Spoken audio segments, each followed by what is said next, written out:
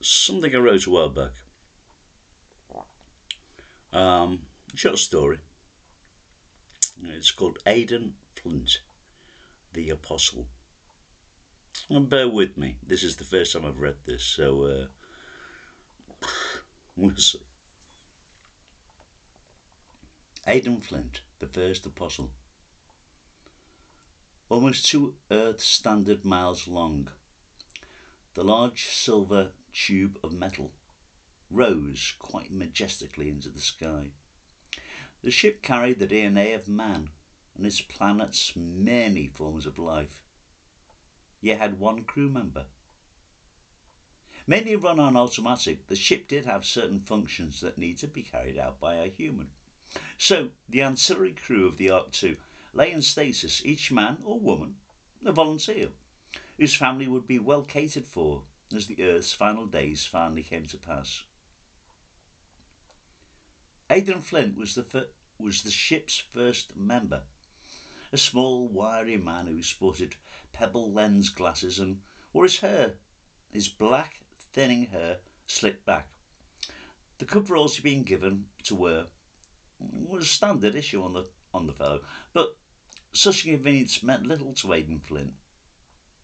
To Aiden Flint, his mother would live out her last years in comfort, while he roved the stars as the first of the Ark's crew.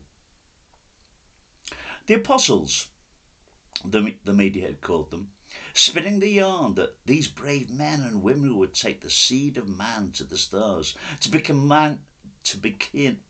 mankind anew, far from his old home. And that much was true.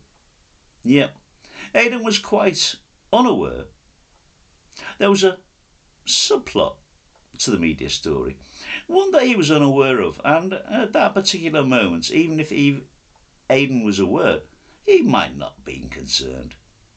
For that very moment, the man's mind was distracted, as he stared transfixed at the vertical hibernation unit, its glass frosted over, just one of the 144 that lined the walls of the storage units on level -30 of the many layered colony ship that soared towards the edge of the Milky Way and beyond. And as Aiden sighed, he wiped at the frosted glass and he recalled how beautiful Merrin Thorne was, having seen her that first day of induction. Granted, a woman such as her would never look at me, he mused wistfully. But here she was, the fourth to be revived, long after he died.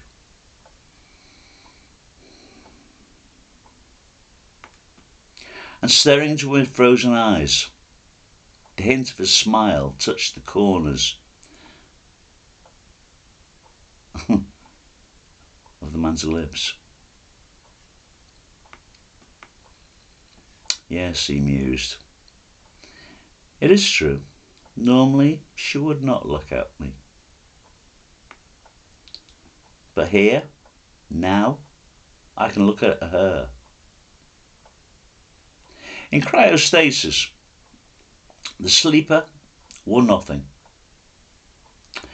And Aiden Flint found Mira Thorne most pleasing to look at and admire.